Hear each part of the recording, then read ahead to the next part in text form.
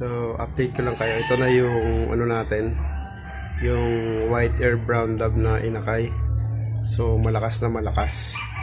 So, nalipad na rin siya. Kaya lang hindi pa siya nakain. So,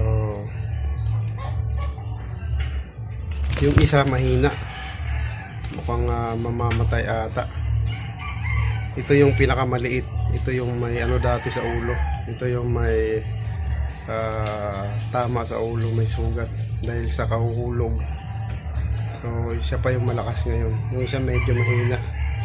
Pero yung magulang is naglilimlim na ulit ngayon. So ayan siya. Subukan natin ipalipa rin sa labas para matry natin masanay sa labas. Ayun, makulit na oh. Kulit-kulit.